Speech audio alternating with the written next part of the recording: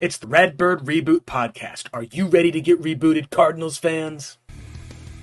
He settles down, at least in the zone, and does not stop running. Blake Murphy. This is the identity for the Arizona Cardinals. The run defense is just horrendous, and it's been horrendous for the Cardinals for a long time. And Marcos Labrada. He's going to bring over his philosophy. It should make it better. Present the hottest NFL podcast from the country's hottest state. He should be turning around the logo. Actually, some breaking news we can cover here. This popped up just about, 6 minutes ago. It's Redbird Reboot.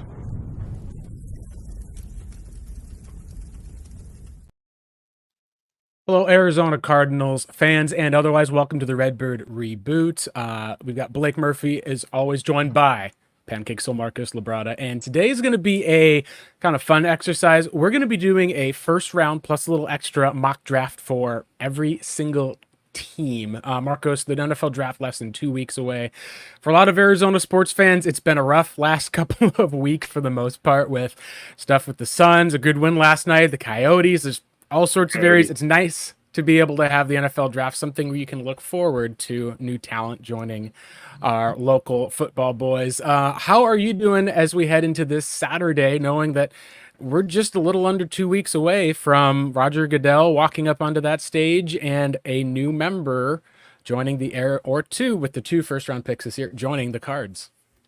Well, I'm feeling excited as it starts to ramp up. Like I said, everything starts ramping up. All content starts ramping up all over the place. It's all about rookie talk. I mean, not rookie talk. It's all about prospect talk. It's all about what can happen, what trades are possible, what scenarios can we find ourselves in. Obviously, our anxiety starts hitting the roof because we are the majority of the fan base is so instilled on just one person and saying, you know what, we got to draft that guy in order to forward the success path of our offense. And, the quarterback that we have, Kyler Murray, would probably benefit greatly from a player like him. But we never know what's going to happen. And like I said, that's not our job. It's the general manager's job. So obviously he gets all the pressure. But we're always kind of nudging him, or we're just trying to say, look, man, it's really not that. It's really simple. This is about as home run as it gets and whatnot. And if you are going to do something, make sure it's a good payoff for it. But it is what it is. I mean, I hope everybody that's been following the draft or knows anything about what's going on, that they're getting themselves very how's it say, acclimated to all the past prospects coming in. Yes, and this is the time when I think most NFL fans who've kind of taken a break for a while, looked at other sports, will finally jump back into looking into the draft, because this is when all of the mock drafts start coming out. This is when a lot more news starts coming out. There hasn't honestly been that much news with the Arizona Cardinals over the last few weeks. I know, a couple of more workouts that they've had with some different players, but it's usually after the draft. You'll see sometimes teams will bring in a guy for a private workout and then they will draft him. Other times it'll just be for a medical recheck to kind of say, hey, we weren't sure about the medicals. We brought the guy back in. We can clear him or move him off. We're going to do an exercise where I'll be picking the odds for this first round of the mock draft. Marcos, you'll be picking the evens. We'll act as the general manager for each of these different teams. And that means starting with the Chicago Bears. Of course, we'll jump right into it. This is a place where, Marcos, some people have wondered, do the Bears try to trade back with Washington if they give up draft picks? Do the Bears kind of swerve? And after they traded Justin Fields, it was pretty obvious what was going to happen. They're going to be taking Caleb Williams, number 1 overall. One of the most talented quarterback prospects that we've seen in a few years, kind of up there within the Trevor Lawrence. I don't know if he's more talented in terms of that. I think that he kind of falls in that spectrum of not as same guy as Andrew Luck, not quite the same as maybe even we saw from a few years ago with Joe Burrow, but he's not just crazy athletic as far as being able to run around, but he can throw off balance. He's got incredible vision, and I think the biggest thing people haven't seen and wondering, what is it with him? It's not just people giving Mahomes comps, but I think it's that he processes the game at a very fast level. It's not that he is Patrick Mahomes right now. I think we forget Mahomes coming out. Some people even said he was a second rounder, should go later in the first round. I think that he's one of those guys that clearly has not just a great upside, but his floor is high enough that you'll probably be able to have a winning record with him as a quarterback, especially with the likes of the talent on defense, Keenan Allen and DJ Moore there in Chicago. Yeah, the Carolina Panthers couldn't have gifted a better player over to the Chicago Bears to start off their like what you would say like somewhat of a retool rebuild situation. And if this guy does not pan out for like the Chicago Bears, I mean, I have no idea what to say about that franchise. At that point, I'm just saying, you know what? You guys just can't draft quarterbacks, or you guys cannot like develop any quarterbacks. It has to be up to them about whether his success hinges on whether he has the pieces around him or not, or whether he's just able to develop in that like situation. But yeah, like this guy wins from the pocket. He doesn't try to like scamper too fast. He tries to like, maneuver himself within his own offensive line that I've kept hearing is one of the worst offensive lines in the NCAA. So for this guy, it's almost like, hey, if this franchise does a deal, passes up on him, and he becomes like Caleb Williams that we expect him to be somewhere else, that's a general manager getting fired. So yeah, they're just gonna take him. Yeah, there's a lot of people I know at least who have wondered, like, is he a diva? Do people like him? One of the biggest things that's come out from the draft process has been his teammates at USC love him. And a lot of times, if that's the case, it's easier to not worry. The movie Draft Day had the best example where it's like, hey, you want to draft this quarterback? Who came to his birthday party? Like, no one did. There are players like that you can win with in the NFL. There's also players who you can build your team around. Caleb Williams is one of those players. It's a no-brainer first pick. Now you got an interesting case on your hands, Marcos. The Washington Commanders, huge quarterback need. They've got a bunch of receivers. It's pretty early for a defensive player. How do you see this playing out, and who would you take with the number 2 overall pick? I mean, everything is pointing out to go towards what is it, Jaden Daniels at the second pick, and it's not so much that I'm not sure why that's going to be the situation, because I get Jaden Daniels is very talented, and I get that he won the Heisman last year, and he showed out like with really good like throws and really good not pocket awareness, but being able to like basically hit his guys in stride. So that's the good thing about Jaden Daniels. Plus, he has the athleticism. I think they're just mostly saying that because Cliff Kingsbury just came off of like coaching Kyler Murray in the NFL. Kyler Murray, obviously, we know he's athletic. He can run the ball, but he can also like throw the ball really well. So to him, it's like, who's the best comp? Like, what's the closest to Kyler Murray that he can get? Well, it's Jaden Daniels. And that means that Drake May is not going in the second round. I mean, a second overall pick. And I don't know if I agree with that, because Drake May might be the better prospect in the situation, like overall as a QB, but it's almost as if they're saying like he's not the better fit for like Cliff Kingsbury. But the air raid is supposed to be a one size fits all like type of situation where every quarterback, it doesn't matter if you're athletic, it doesn't matter if you run the ball well, it doesn't matter if you're just a pocket passer. It's supposed to be a situation where it doesn't matter what kind of quarterback you are, it's supposed to fit your system. They just feel that that's going to be the case because he just got done, coaching Kyler Murray in the NFL. So if he's coming back to the NFL, maybe he should start again with having another prospect that can run that shotgun like QB, like that QB read shotguns, like spread offense and whatnot. The one where he can like fake the handoff and take it himself. So I think I'm just gonna have to go with Jaden. Yeah, Jaden Daniels. I agree with you in that I have Drake May as the better prospect. I think a lot of people, and this is something I had to learn from, when I looked at Justin Herbert at Oregon, I was like, oh, this guy is just not going to be able to pan out. Like, he would lose to Arizona State's defense. And I think looking at the structure around a quarterback, we can forget. I think if you swap the two quarterbacks, we would be talking about Drake May as no question because of the talent. Malik Neighbors, Brian Thomas Jr., strong run game. The concerns I have for Jaden is not just that he's a little bit skinny and he'll sometimes like act like he's Josh Allen or Cam Newton where he runs and he's just not that big.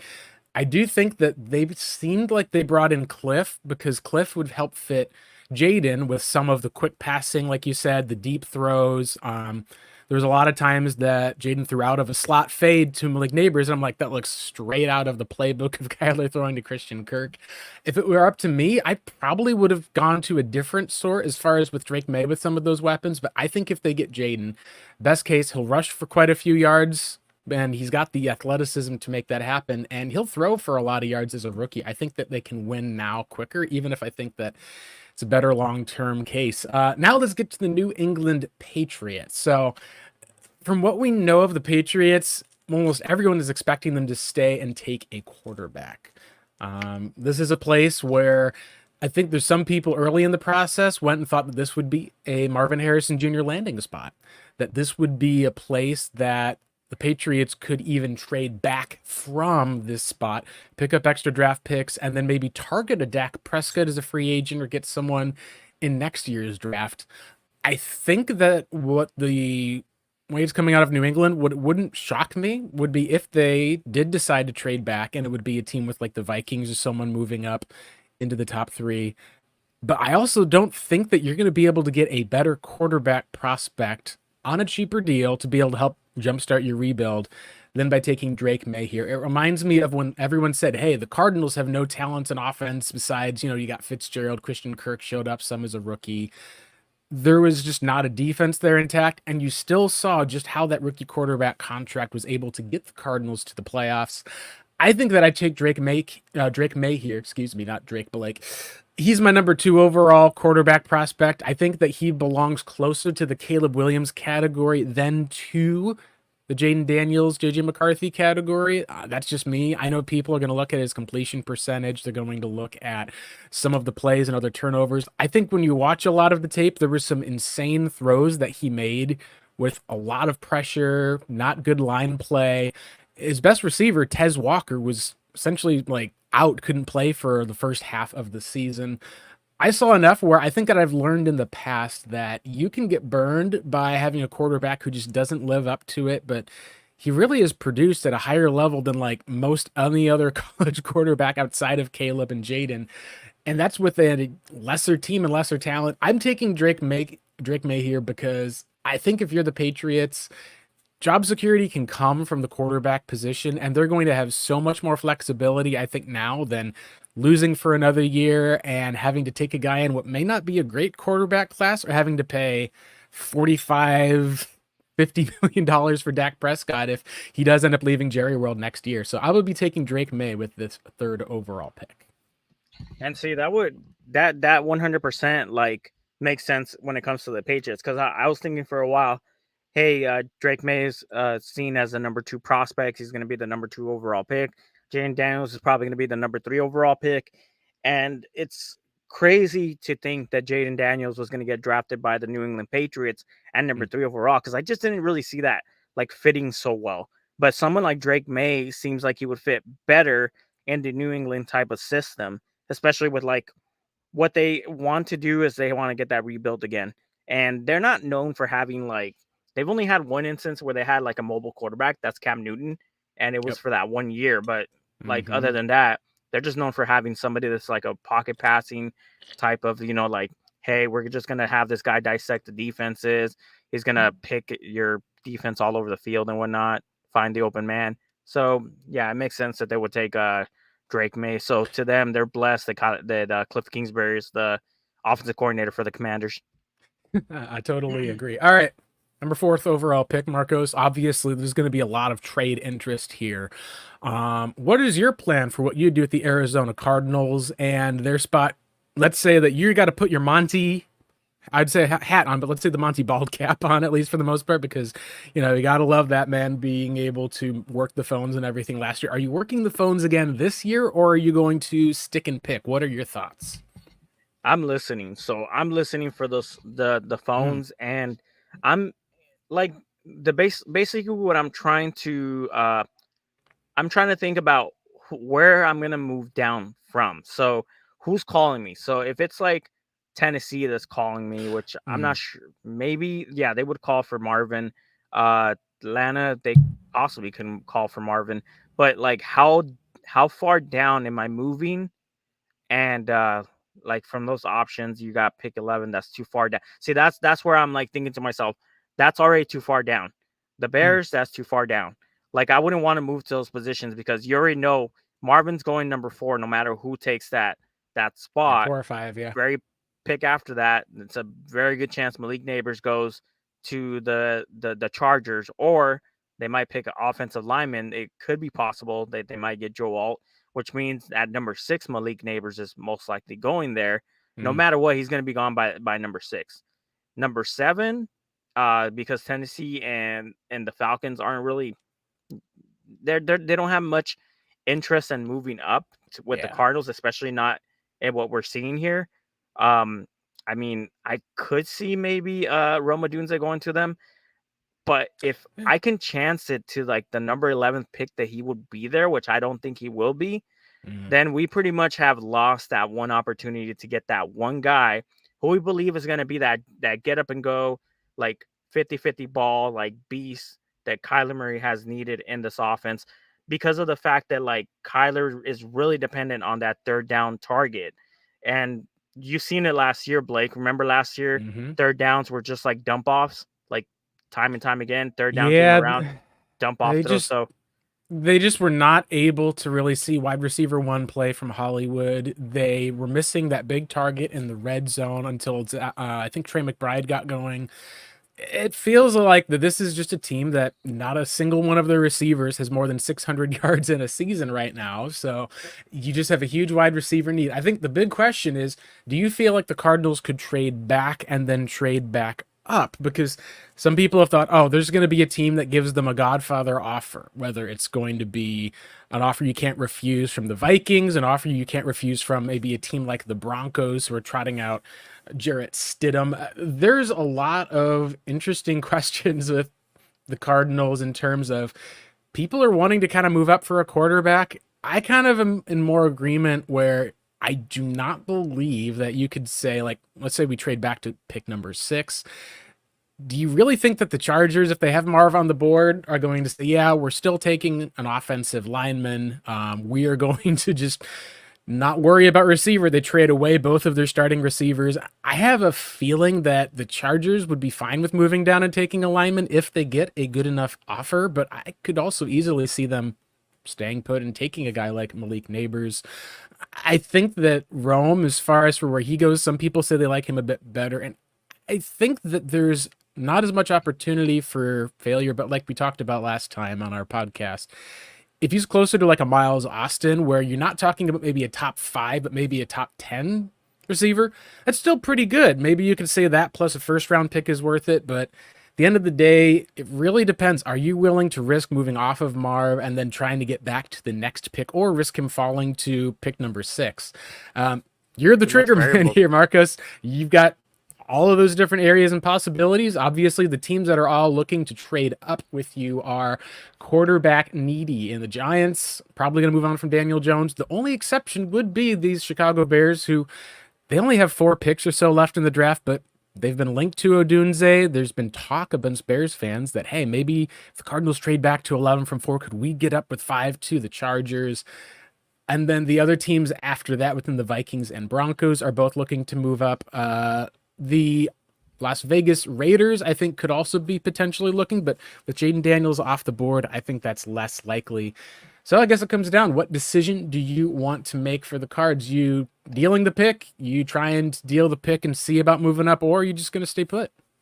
It's too much variable, so I'm just going to stay. I know it's the boring thing to do, but I think it's the one thing that, like, induces less anxiety. Like, sorry, guys, I'm not going to make this interesting because, hey, to be honest with you, if I was picking number 4 overall, I'm not gonna do too much. I'm not gonna listen to the phones. If I have Kyler Murray as my quarterback, and I have possibly both him and Paris Johnson in my ears, and I believe that Kyler Murray, if he was given the option, he probably would go with Marvin Harrison Jr. So I'm just gonna stay with Marvin. Like, I'm gonna make it that simple. My bad, guys, but hey, it's too much variables. I don't want to hinge this on a hunch.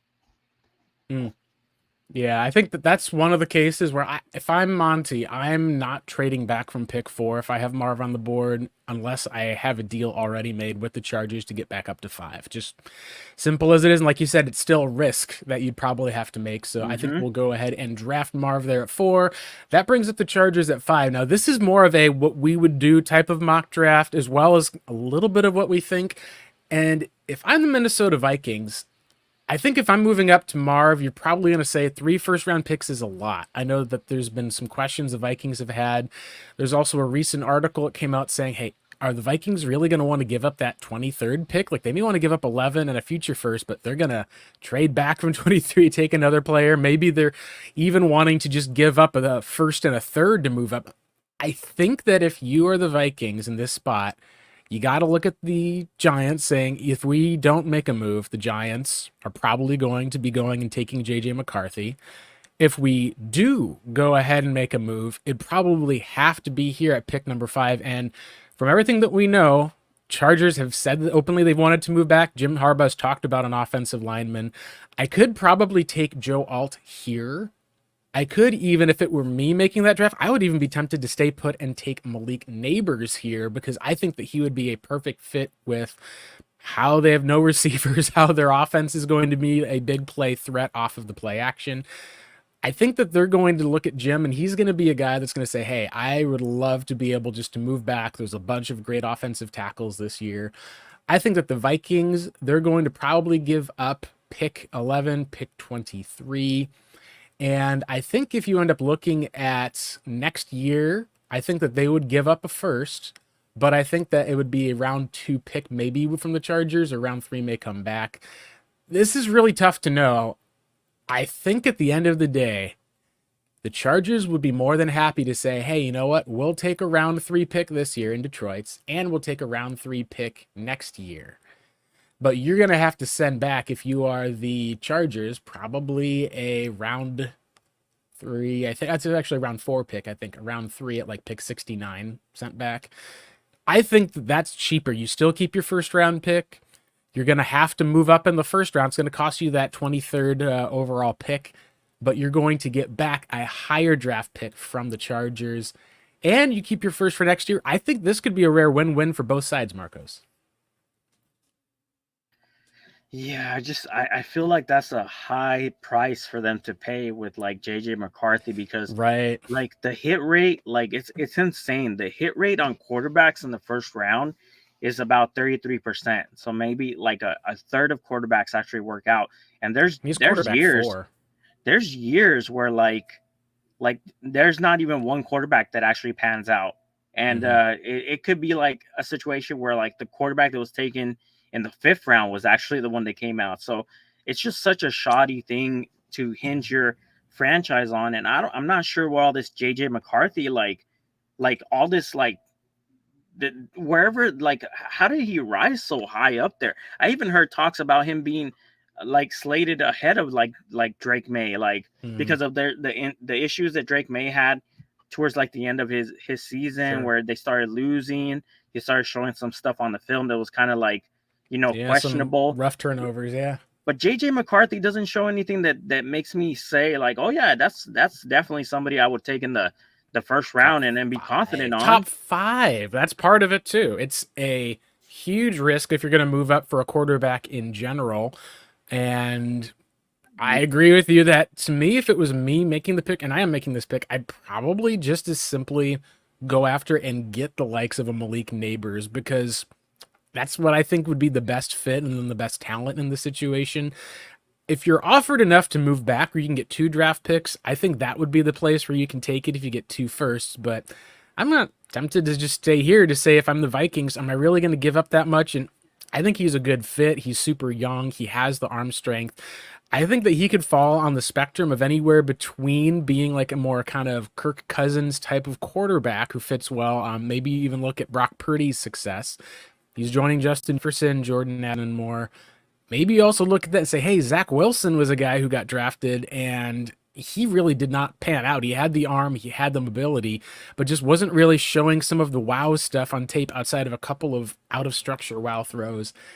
This is a tough choice. I think that if I'm the Vikings, I'm probably looking at this as a fit and looking at the long term that if I do hit on JJ McCarthy and he can be that Kirk Cousins, then it's probably worth 11 and 23, Yeah. but not my first rounder next year. And if I'm the Chargers, I'm probably going to need pick 23 if I'm going to come off of Malik Neighbors or off of maybe my top offensive lineman on the draft. I Yeah, don't know. those I could think just this is a coin flip at least. I think the easiest example, Marcos, is we could offer this trade if we want, and then see if it gets accepted, and then that may just kind of be where we go from there. Yeah. I think that that's the I easy would. spot because if you're picking the Giants, would you take a JJ McCarthy at 6, or would you look at a Roma Dunze? I think is another part of the question.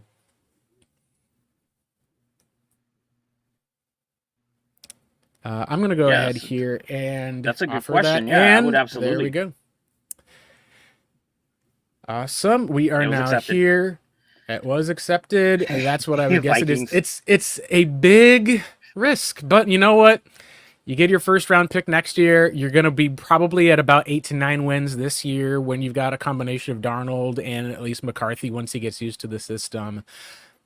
I think that if I'm the Vikings with Kevin O'Connell and he can beat Kirk Cousins, I pull the trigger. Otherwise, I'm probably going to take Neighbors here and be like, all right, this is where Jim Harbaugh, he's been trying to get Marv to fall, trying to build up JJ McCarthy. He does build him up, but it's with the Chargers, not with him. I'm going to go ahead and take McCarthy here. This is a big move, but ultimately you get the rookie quarterback contract and you already traded up your second round picks for the next 2 years. I think you're kind of committed if you are the Minnesota Vikings. Brings us to your pick 6 with the New York Giants. 5 picks are down, 4 quarterbacks are off the board. Yeah, I think this is kind of like gonna be a situation where. So, explain to me the situation with the Daniel Jones. Is he still gonna be a Giant or is he on the trading block? He is a Giant, and he also had a season-ending injury. It's not, I think, going to be as bad as Kyler Murray's was, but it's kind of a place where if you look at where the Cardinals were in 2023 when Jonathan Gannon came in, people talking about trading Kyler, the coaching staff, they're all like, hey, this is our guy. We're going to plug in. And we saw that pan out. It just does not feel like the Giants have that same confidence or faith in Daniel Jones. And he tore his ACL last year pretty late in the season. So it's about 8 to 10 months of recovery. He's not going to probably start the season. They're kind of in the Cardinals Kyler Murray camp, with the exception of they didn't get that number 3 overall pick like Arizona did to be able to get the trade back. They picking at 6. They're picking after there's the chance to get another quarterback, and not even a good spot for a trade up for a quarterback. I think in this spot, I'd probably go ahead and take either Neighbors or Odunze and just have to wait it out because it is way too early, in my opinion, to take a Bo Nix, a Michael Penix, a Spencer Rattler. I think you could draft one of those quarterbacks maybe In a the bit second round. later. Yeah, because I think they'll be there, and it's not as big of a dice roll as taking a guy right here. The question is, do you feel like you'd be looking to trade back from this spot, see if someone wants to jump ahead of the Titans? What trade propositions are on the board? I want to take a look at that. Yeah, because this may be building up future draft capital. So you've got the Bears at pick 9 are looking to move up, get one of those top receivers you'd guess, and then the Chargers looking to move up potentially as well. I think that one's interesting because let's say the Chargers love Joe Alt. The Tennessee Titans offensive line is terrible. Do you think the Chargers could themselves trade back up, get like a second round pick or something like that and get their guy? Or would they just be happy to stay put, keep the extra picks and be able to retool the image of the team? Those are 2 realistic options in my opinion for potentially moving up, because it may be that if Malik Neighbors goes here and Rome Odunze's there at 8, I don't know if Odunze is going to fall to number 9 without someone trading up. Maybe the Falcons themselves take him. There's some really intriguing options here for the Bears. The Giants if they do want to trade back. Maybe they'll just. I'm thinking maybe the Chargers will pull like the Arizona Cardinals of last year, Ooh. and they'll move back up. And so I'm gonna go ahead and obviously offer to move back up, because what I believe they would want to do is they would want to obviously get a weapon for their quarterback Justin Herbert, because one of the things that they have been not consistent on is having health at the wide receiver position, but having that threat that is speed. So they've been known for being a very slow wide receiver core. So a lot of their like a lot of their offensive philosophy was just like, it's weird, but they made him into a quick passing machine. Justin Herbert, with the big arm that he has, throwing like 5-yard hitches Yeah. on 90% of their offensive plays. So it's just a waste of talent and stuff. Yeah. So if you have And they somebody didn't have a like run game. They had injuries with galore. Like they need a tackle pretty badly, and that was part of what we saw last year. Was Herbert was just getting annihilated even at the start of the season. People remember that he took that hit to his ribs, delivered that pass downfield against the Yeah. Chiefs, but it's just they're in a weird spot where by trading away those guys and receiver and not having another guy at the offensive line, they kind of need both, but they have Greg Roman. They're going to try to be able to run the ball. I do think that there is a chance, like you said, that they could want to trade back up. And if you're looking at the draft capital, I always like to pull up the there's a couple of different draft value charts. There's a Jimmy Johnson trade chart team uses. There's also teams will use the Rich Hill is a guy who works for, I believe, Draft Tech. He's got this value.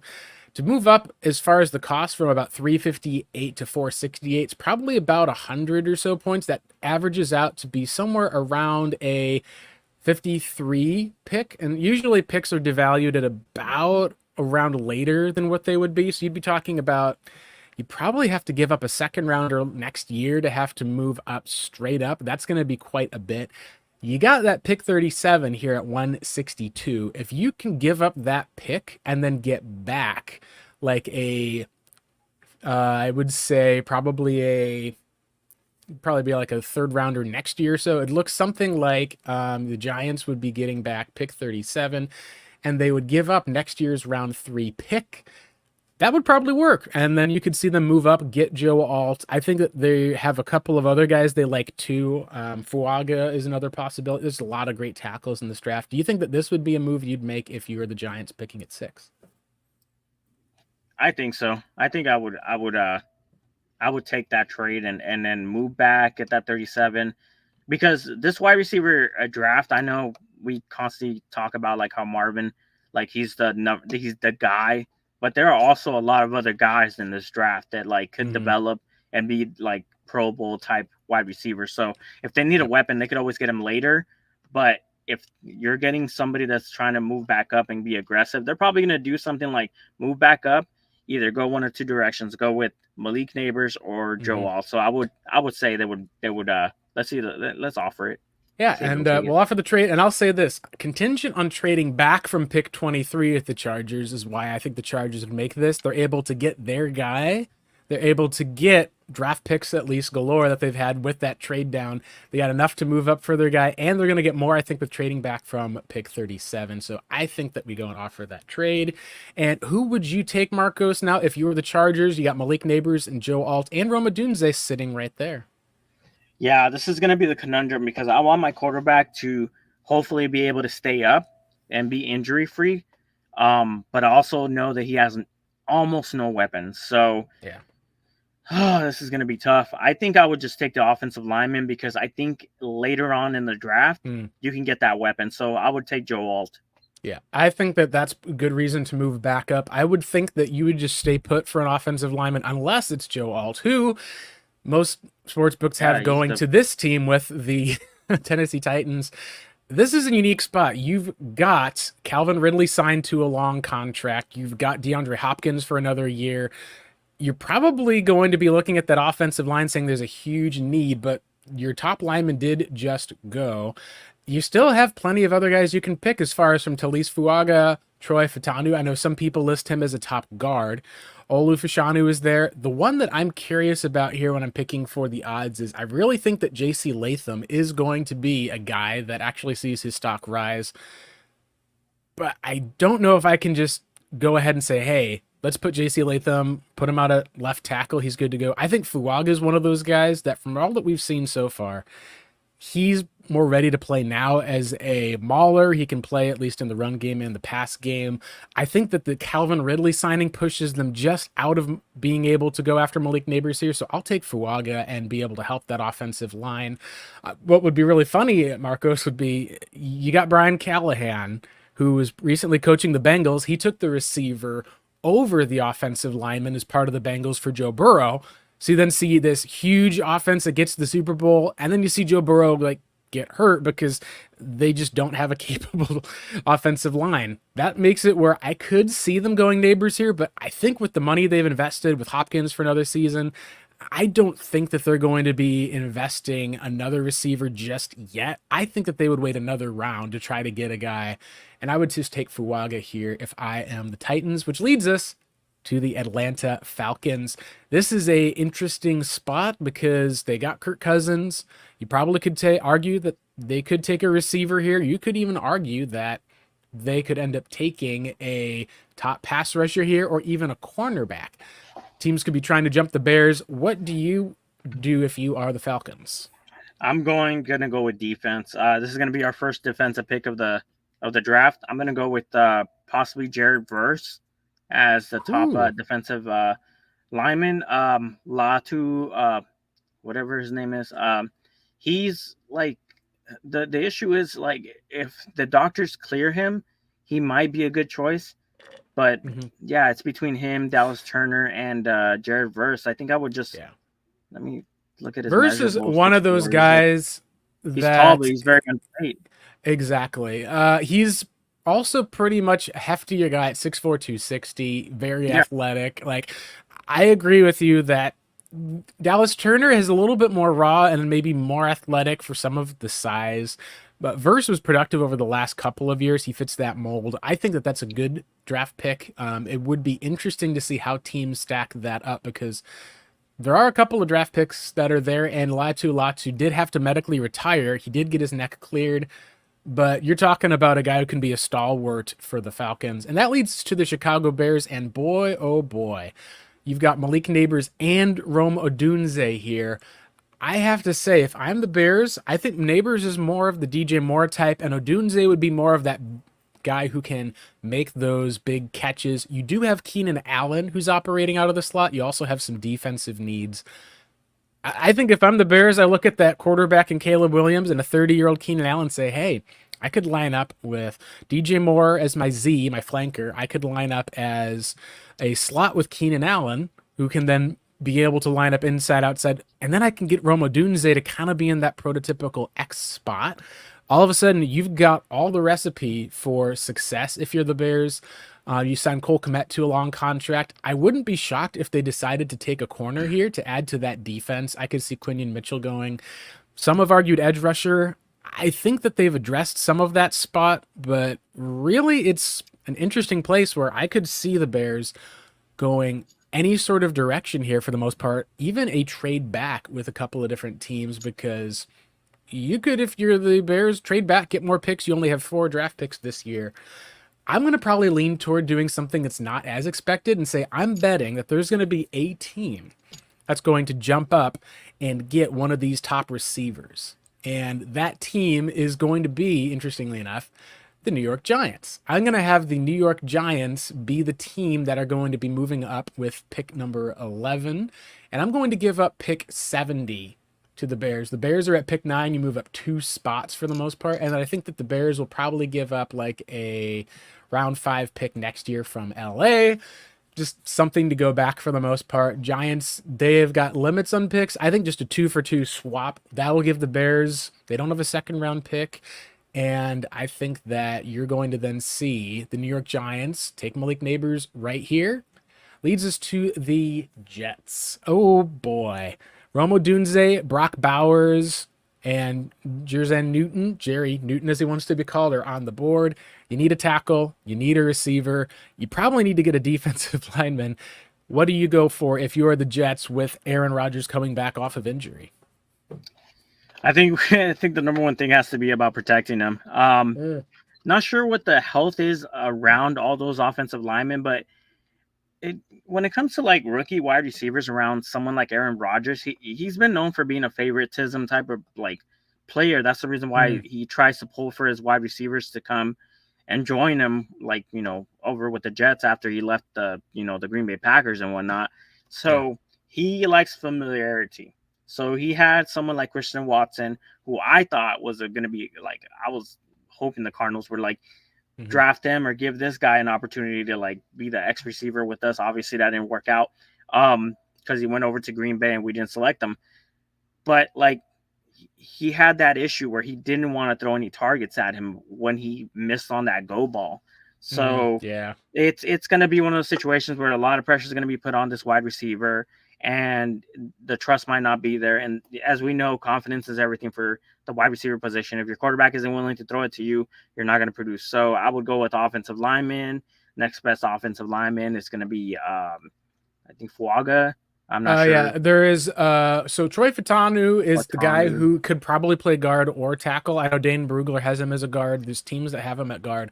Olu Fashanu is the guy who's got the athleticism, is maybe a bit more raw. Latham is one of those guys who also could probably be right tackle or switch to guard later. Which I think he's probably closer to a Tristan Wirfs. You're right. This is a tough spot. You need wide receiver. You need tackle. You've got Roma Dunze on the board still. You also need to protect Rodgers, who did get that Achilles tear last year. I think in this spot that I agree with you, it probably is going to be better off taking like a tackle. And I think between those guys, it's kind of up to Troy or Fatanu or Olu, Fashanu, or I think it would be potentially even a move back for a team that wants to trade up for a receiver, and then you can still get a tackle. But I agree with you that you got to protect Rodgers. I think that there's going to be a guy that you can move up for if you need to at the top of round 2 for the receiving spot, and you do have Garrett Wilson on the team. There are some people who think, hey, get him a nice tight end target like Brock Bowers over the middle. I just feel like that's another possibility. But I also feel like if you get that guy here, and then let's say that you don't have that top 10 offensive tackle that you can get in the second round, I do not know if I would feel very comfortable with that. I think that we could probably go ahead and take the OT, but what do you think, since you're the one making the decision for the Jets? Oh, I'm getting Fashanu. I'm gonna go ahead and go offensive lineman. Sounds good. And in that case, hey, I traded back. I actually get lucky here. I'm going to take Roma Dunze if I'm the Bears, leading to the Denver Broncos. And here's where things get a little bit fun. Broncos are on the clock. They need a quarterback. They could also use a receiver. They shipped out Jerry Jeudy. Cortland Sutton is just not ready to be a true number one. He can be an X receiver. They've got quite a bit of needs as far as they got an edge rusher need. They could also use a corner to be able to pair with Pat Surtain. And this is, again, Todd, I think it would say not Todd Bowles, sorry, he's the Buccaneers coach. You're talking about Vance Joseph, his defense with Sean Payton. This is the guy where I think if you're going to make one of those picks, I feel like you go with either a edge rusher to get after, replace the guy they shipped out last year, or get a cornerback would work, because I think it's a little too early for a quarterback, Marcos. Yeah, I don't know if they want to take their chances with any quarterbacks that they have on the board. And as we've seen, Sean Payton is very picky when it comes to like his quarterback types and whatnot. So had they made a move, there's a possibility they could have moved up and done so. But if they didn't make a move at this point, yeah, I would think that they would unfortunately draft a defensive person for Vance Joseph.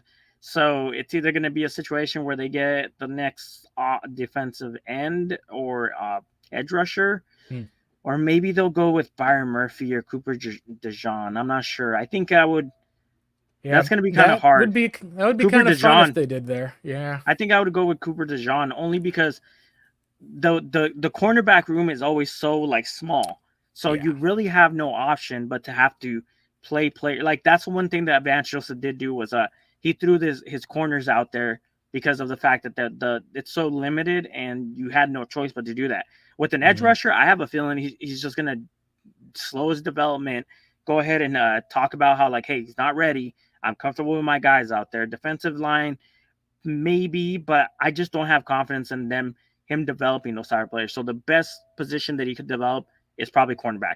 So I would probably go with Cooper DeJean. And DeJean had an awesome workout. He's super talented. This is a guy who can play corner and safety. If you want to talk about like a Budda Baker, Jalen Thompson prototype, I think that that's a great pick to be able to make. this is a spot where if you're trying to trade up for a receiver, the last of the big three going at 11 to the Bears is unfortunate because the Jaguars, Trevor Lawrence is still looking for a weapon. Raiders, at least, are on the clock. And like, I think that in this spot, you probably want to go with something in the trenches potentially. You've got Troy Fatanu, who's there. You need a quarterback, but I think you probably target that guy and move up somewhere, maybe the end of the first or in the second round if you're the Raiders. I'll go quick here and I'll take Troy Fatanu here because I think that you can slot him in either at guard or at tackle. And we know that they want to run the ball. They want to play tough defense in Las Vegas with their new head coach. And that's who I'll take there, which leads us to the Saints. They are probably going to roll with Derek Carr for at least another year. I think it's up to you as far as for quarterback need. They've got Chris Olave. I think that this is a spot where one of the offensive tackles could go, maybe an edge rusher. What do you think as far as for the Saints, who they're just a unique team. They kind of seem to swivel when everyone else swerves. We have no idea what direction they're going to go or what they're going to do. They pretty much have been like kind of like walking in the desert after Sean Payton retired and then obviously got traded away. It's hard to figure this team out sometimes because do they need corner? Not really. Do they need safety? Not really. Do they need edge? They kind of do need edge. So I think I would just go with that position because I think they would try to go with a defensive player in the first round. I don't think their offensive line is completely horrible, and somehow they know how to develop offense. That's one place amongst other teams that know how to develop offensive linemen. So I don't think they would go offensive line with this pick. I think they would go with like Fatan Latu. I think Latu is a good spot. I could see them doing Byron Murphy as well. But like you said, this is a really talented pass rusher that they'd have for the most part, at least. And the biggest thing has been the medicals. He could go in and be able to replace their longtime edge rusher that they've had on the Saints, which I believe he's from the Cameron Jordan, I think at least is his name. And he is really good, but he's also 34 years old. Like, you need to at some point get someone in there. I think having him for a season along with Latu will be able to help a lot. So I agree with that. This brings us to the Colts, and you might be looking at some of these players and receivers. You might say, hey, the Colts could use a cornerback. I think Quinion Mitchell could go here. They also could use a receiver. Brock Bowers is still on the board. In this spot, I'm going to say, look, Bowers, we don't know as much about the athleticism. We know Quinion Mitchell has the athleticism. The level of competition's a little bit different. It really comes down to, do you want to surround Anthony Richardson with talent, or do you want to try to help boost the defensive side? I'm going to take Quinion Mitchell here because I think that he is probably the best in terms of being able to play as a press corner, being able to be aggressive, being able to get interceptions. And it's a tough choice, but if you're going to talk about the first round tight end hit rate and say that maybe this could be like the floor for Bowers where he could go just to get another weapon, I think this is a deep enough receiver class where you can probably get one of those guys round 2. You're not going to get a Quinion Mitchell round 2, and that's who I'll take. Hey, good pick. All right, here we go with the Seahawks.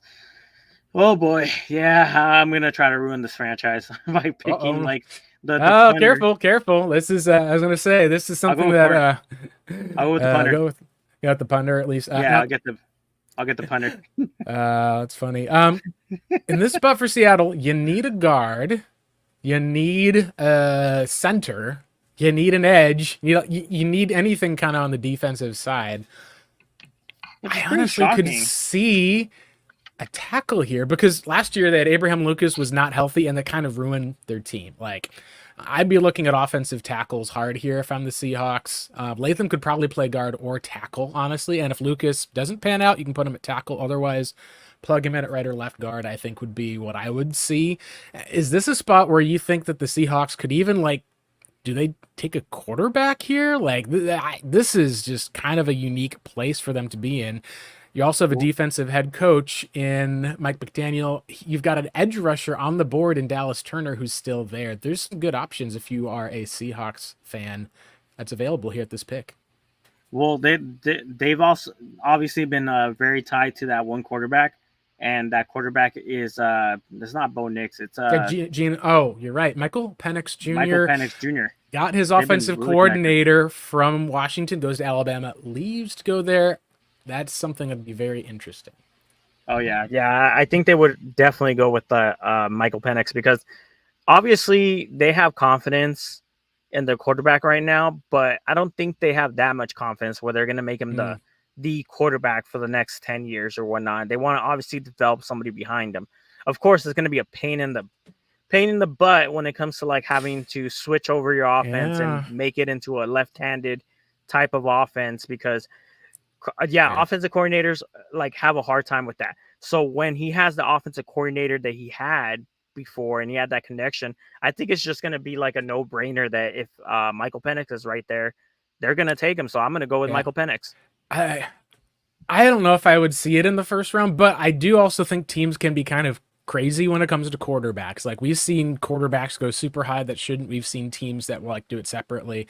I wondered if Seattle may try to trade up quite a bit to the end of the first round or early second for him, but there's no guarantee that he would be there. You've got teams at least that are picking super late in the process, probably don't need a quarterback, but they could trade back with a team at the top who does. Let's go ahead and take Penix, and we'll try to speed round since I know we've got about 10 minutes left before our hour is up. Jaguars are here. There's going to be probably another guard need that they have. They also really need a cornerback, and Terry and Arnold is right there on the board. This is a spot where Byron Murphy is also a talent that we've seen kind of seems to fall in a lot of the mock drafts where people just don't value defensive tackle as much. Brock Bowers is also there on the board, and you know what? This is a spot where I think if you get one of the big three wide receiver targets, you're good. If you get a top cornerback, I bet that they could go with a Ricky Pearsall or someone second round. I'll take Terry and Arnold here. And now you've got at pick 18, Marcos. I think I know who I'm taking here, and it's the top rated player on the board. We don't know if T. Higgins is going to be around long term. We know the Bengals are going for it this season. And you got a guy sitting right there that could catch passes from Joe Burrow. Do you see a better solution to go to? Their number one need is tight end for the Bengals, after all. I mean, he would be gifted and going to that franchise. Absolutely, they'll take Brock Bowers right there because, yeah, you're right. If they need more targets, plus they didn't just lose T. Higgins, they lost their they lost their number 3 target as well, I believe. Yeah, Tyler Boyd, I know at least Tyler Boyd, has been separately. Yeah. Yeah, so now you only have like one main target that you can throw to. Yeah, Brock Bowers is probably the first sure pick over here, and it kind of sucks that he fell this far in our mock draft. And I'm sorry, Walter, if you're watching, that we pushed him all the way back to this position, but like, like I think it's realistic if the Jets don't take him. And if the Colts go defense, I think it's realistic that he could fall there. Maybe the Jaguars would take him, but I think that would be interesting to see. Pick 19 on the clock, the Rams. This is a spot where I think as a Cardinal, I'd be looking to see, could I move up for one of those other players? You've got Jerry Newton, you've got Byron Murphy, you've got Dallas Turner here as the edge rusher. All of these, I think, are guys that the Cardinals could probably go after. I think as far as for my favorite player, I would probably pick Jerry Newton here if it was me. Byron Murphy, though, is definitely the one who's a little bit safer. He's a full 300-pounder, whereas Jerry Newton is going to be a little bit lighter at 295. Newton is the closest thing to Aaron Donald in this draft. They've got needs at tackle, the defensive line. They could even use an edge rusher like a Dallas Turner. I would probably say that I'll take Jerry Newton here slightly over Byron Murphy, and I'll hate it as a Cardinals fan if this happens, but I think you'd try to jump the Rams if you're a Cardinals fan for Newton if you want him on the defensive line. You also signed some defensive linemen. I think I'll take Newton here. He's maybe the best defensive player in the draft, and of course he goes to a division rival. of course. And now it comes to pick number 20. Marcos, I am the Cardinals picking at 27, and I'm calling you on the phone because I see the Dolphins are coming up with a need on the offensive line, the need on the defensive line. I see that they could be even looking for an edge rusher potentially. I'm calling you to see if the Steelers are going to want to trade back to pick up a tackle or a receiver somewhere in this draft, because I got Byron Murphy, I got Dallas Turner, I got J.C. Latham on the board. Heck, you've even got a Kool-Aid McKinstry. You could even say a Jackson Powers Johnson if you wanted to argue. The Cardinals could draft a stud center, maybe move it. There's all sorts of options here. I got a couple extra third-round picks. I'm making you an offer if you're the Steelers with the Cardinals to be able to move on up to this spot and jump the Dolphins. Oh, I'm listening. All right, so let's go ahead and see what this deal will what this deal pans out to. Yep. So if I'm the Cardinals, I'm going to give up pick 162, kind of do a pick swap at least here with the Steelers and get my 178 pick back. I got 27-71. If the Steelers aren't going to take that, then obviously like they have it set up where we can force this trade. If you're the Steelers, you've got no pick between pick 51 and 84. Suddenly, you go down 7 spots. You get an entirely different draft pick in each of those. And the Steelers even will get to swap up probably about 10 or so picks in a later round. I think that if I'm the Cardinals and I can move up, this is probably the pick I'm making. And I'll even throw in a round 4 pick next year. That's where I think at least that you can get that set. And as I'm a Cardinals fan now, I'm on the board. You've got Byron Murphy as maybe one of the best defensive linemen, Dallas Turner, the edge rusher, JC Latham. All of these are needs for Arizona. Which one are you taking, Marcos? I'm going to go ahead and take Byron Murphy Jr. because I really Woo. like the type of prospect that he's become, and we do need that stud like defensive tackle finally, because we've been like not only have we been like just like ignoring that position and demonstrably so, but we need somebody who's going to be a stud. So I believe Byron Murphy Jr. will be that. That'll be the And second time we drafted Byron Murphy. honestly, they've not gotten after a defensive tackle for a number of years. They've added defensive tackles to their group. They like to rotate through guys.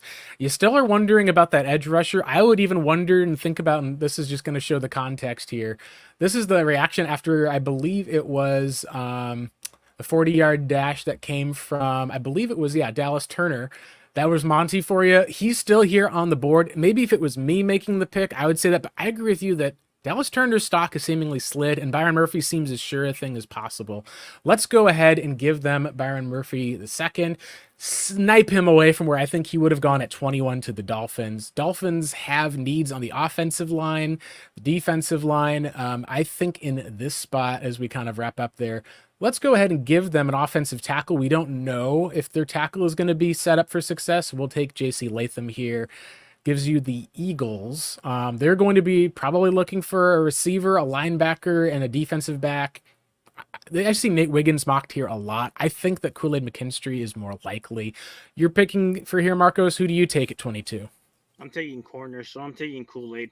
That's right. That's probably, I like him a little more than Terry and Arnold, but I do think that Arnold's a bit more physical. Just really depends on your style of defense. That leads us now to the Los Angeles Chargers, and Amarius Mims is sitting right here for me. Chargers obviously had already taken their top offensive lineman. You question, could this be the spot where they actually go out and could take another receiver? Could they go and take another player at a different position, like on the defensive line? You got Brian Thomas Jr. sitting here. I honestly am looking at the whole thing going, you know what? That seems to make some sense as far as when you're talking about being able to run the ball and being able to be strong in the trenches. There's not a defensive lineman here that I really feel like I like overall for the Chargers. I think in this spot, honestly, you might just be willing to say, could we take the pass rusher, get that guy who's here? I just don't know if they're going to make that move. I think that you'd go ahead and stick Brian Thomas Jr. here because you're not going to get a guy with those measurables in the next spot. Maybe he could be your Michael Crabtree. Oh, Cowboys. This is interesting where people have tied them to Tyler Guyton. They've tied them to Graham Barton. They've been tied to, they just don't have a tackle right now on like the right or the left side. They could use a number 2 wide receiver. Maybe there's an edge rusher spot where you could use after this, because after all, they've got a guy who's 30 years old, I think now, in DeMarcus Lawrence, who is, actually, let me get his exact age, 31 years old. Dallas Turner. That would be kind of a Jerry Jones pick, but it's up to you, Marcos. Who are you giving him? Oh, these guys know how to pick first rounders, that's for sure. So it almost seems like anybody they pick, they'll just go ahead and get him. So, yeah, he would do a Dallas Turner, not just because of the fact that like he's like the top edge rusher and he's the flashiest one, but come on now, it's Dallas. I will say this though, it's Dallas, it's flashy. They need a tackle. Now, Graham Barton, I think, is either can play tackle or guard. Tyler Guyton's even been linked to them. I would lean toward a tackle here, I think is the biggest difference I would make, but it might be that they just go something crazy and take Dallas Turner. But that would be the one thing I'd say is I have a hard time seeing them passing on Mims if he is there, depending on how the medicals go. Still, it's up to your pick. You want to go with Turner? I'm gonna go with Turner. Let's go with Dallas Turner getting that pass rush. Now you got Micah Parsons, DeMarcus Lawrence, and Dallas Turner. Whew, all right. Green Bay Packers, at least, are here on the clock. They've got offensive lineman need. I could give them Graham Barton or Marius Mims. I think Barton is the guy that's going to honestly fit them a bit better. I would give them Barton here, which leads us to Tampa Bay Buccaneers. They could use an interior offensive lineman. They could probably even use an edge rusher. There's questions about if they need to draft a receiver after Mike Evans here. There's all sorts of spots that are possible for them. What do you think you'd go with for the Buccaneers? Yeah, they're going to kick the can down the road on wide receivers. So I think what they're going to do is draft offensive linemen. So Marius Mims, I would say.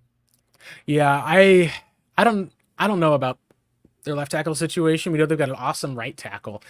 This would allow them to run the ball to help protect Baker. It's good value here. I could also see them going Jackson, Powers, Johnson, and getting a starting center because their top center retired. That's the one thing that I'll probably say is I think he goes with this pick or the next pick. I think that if you're going to take Mims here and I'm the Steelers at 27, now I'm going to get Jackson, Powers, Johnson, who I don't think will be a first-round pick.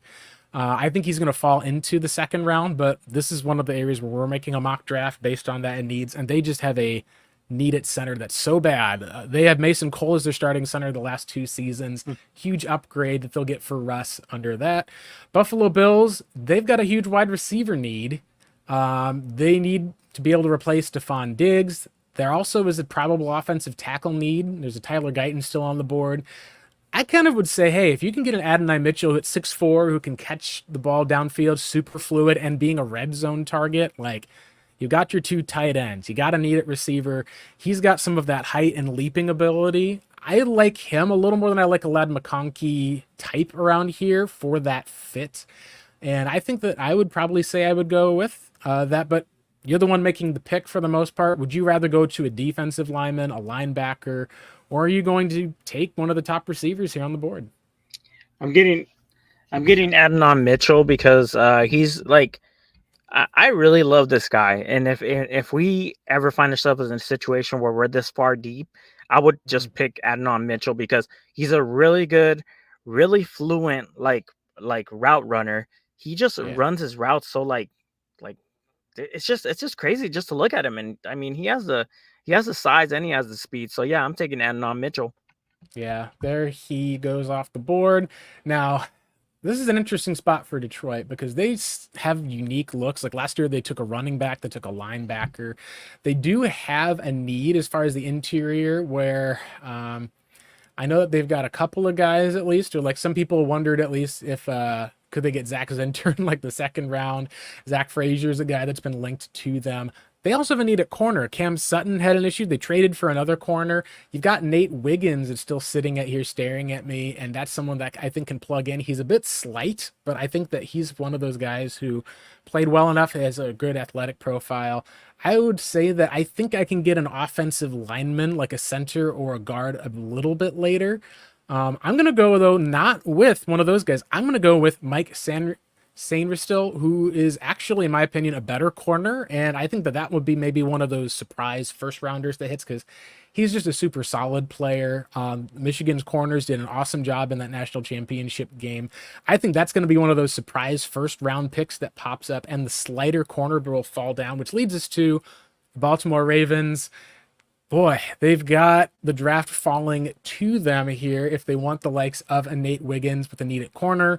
They also have another couple of receivers like McConkey. They've got an offensive lineman or two that they could take here. What are your thoughts for the Ravens? They're going to take corner. I believe they're going to take Nate Wiggins. If he falls that far no, not that far down, but if he falls... He's still some people's corner one, at least. Like, he was tempted to go in the 20s, at least. They may just let the board come to them, I think, for sure. Yeah, I mean, that's a great gift for them at least. All right, so now this is an interesting spot for the Niners. I feel like they're going to work something out with Brandon Ayuk. I just don't see them just trading him away to a different team for the most part. Maybe you could argue that they could trade him away for the 17th pick and get a receiver to replace him, where Ayuk ends up in Jacksonville. I think in this spot, they're looking at as far as the offensive linemen go as one of the things. They also, I think, are going to be in an interesting spot where they could take a guard or a tackle. I think in that regard, I don't see them taking Tyler Guyton, who's a little bit raw, who has the athleticism. I think that they could go ahead and take him, but they were just in the Super Bowl last year.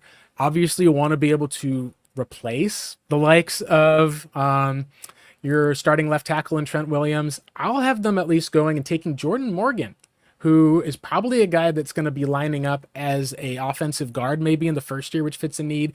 Maybe he'll be lining up as a tackle at some point. He's played very well when he was at tackle. I could see that, or I could see them using Tyler Guyton as far as for a blocker. I think in this one, it'd be almost a coin flip for me. I think I'll take the bet on the longer armed guy with Tyler Guyton, who I know can make good plays in space, and trust that I can develop him and be able to plug him in on the right side and eventually maybe make him take over for Trent Williams. And now you get the Chiefs, at least here, are picking. And obviously, you got a need for a receiver. We don't know who their starting left tackle is. There's a couple of different options here. I think you're probably looking between, if it's not going to be one of the defensive linemen guys, I think you're probably going to be looking between a wide receiver. You're probably going to be looking at an offensive tackle here. And of those guys, Jordan Morgan kind of stands out to me. Maybe you can look at some of the other tackles. It's been pretty tackle heavy. What are your thoughts for what you would do here if you are the Chiefs, Marcos? I would probably just go with I'd probably just go with the top wide receiver prospect, mostly because I know people think that like he's like they're set with Hollywood Brown, but that's just a target. Rice, there's issues with him. So I'd just go with the best offensive, wide receiver available. And I think this is one of those like Lad McConkey to there. I don't think it'll be quite the same as Cooper Kupp, but he's a guy I have as a top 5 receiver in this class, constantly gets open. Just gives Patrick Mahomes a consistent weapon who can take some of the Rice routes as well. Leads us now to the Carolina Panthers, who need receiver. I'm the Panthers and I'm looking in this spot. I'm kind of looking at least, and I'm not the biggest Troy Franklin guy, but I do think that between his hands, Pearsall's athleticism, Keon Coleman, you got 2 upcoming picks. I think in this place, for the most part, I'm probably going to be taking a guy in Roman Wilson who's a consistent slot receiver, knowing that there's upside there. Franklin can play outside.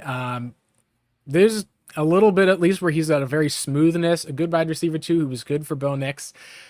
I honestly think that I'm probably going to be just saying, let me get someone who's consistent that I know I can win with, and I'll take Franklin here. Leads us to the Patriots, a huge wide receiver need as well for them. What are your thoughts, at least, there? Do you take another receiver on the clock here? For the Patriots? Yeah, they also could use a tackle. They could even use an interior offensive lineman as well. Yeah, too far away. I think, oh boy, this is going to be... I guess I'll go with Roman Wilson. Yeah, I think that's a good pick. They needed targets. He's a good target over the middle. I think that'll really help, especially with their quarterback and Drake May needing a guy. It leads us to the Cardinals. They ring Peyton Wilson high. He's had a couple of season-ending shoulder injuries. I know some people have wondered about TJ Tampa. There's Kamari Lassiter, at least, who's one of the guys who is honestly pretty nice, because if he came to the Cardinals, son of Kamari Lassiter, this is the spot where I'm taking Chop Robinson. I don't know if he's that guy that you take in the first round, but he's got the athleticism and he's got the burst that I think that you can teach. He's going to be a little bit lighter, but at 6'3", 250 with some of that athleticism, he's an alien-like athlete.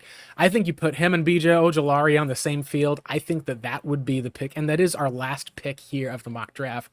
Do you have another guy that you like anymore on the board? Do you think the Cardinals could go at center? Do you take a Peyton Wilson? Do you even say, hey, Buda Baker, we've got a guy here in Newman who can probably fill that safety role. You got a need in the secondary. Maybe you get to shift a little bit more corner play. Obviously, the cornerbacks are a huge need for Arizona. I really feel like Max Melton would be a guy that I think you could probably get, who could fall to you at least in round 3. And I think that he could be a guy similar to Garrett Wilson who gets starting time last year. I'm probably just going to take... I also could argue, could Jordan Morgan be a guy you take? That's maybe your left guard of the future.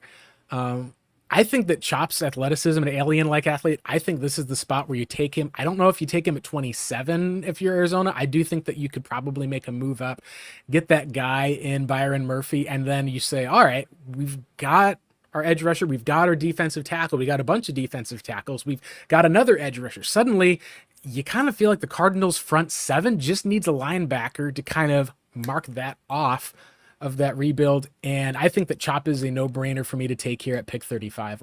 Do you have a disagreement, Marcos? No, I'm taking Chop Robinson.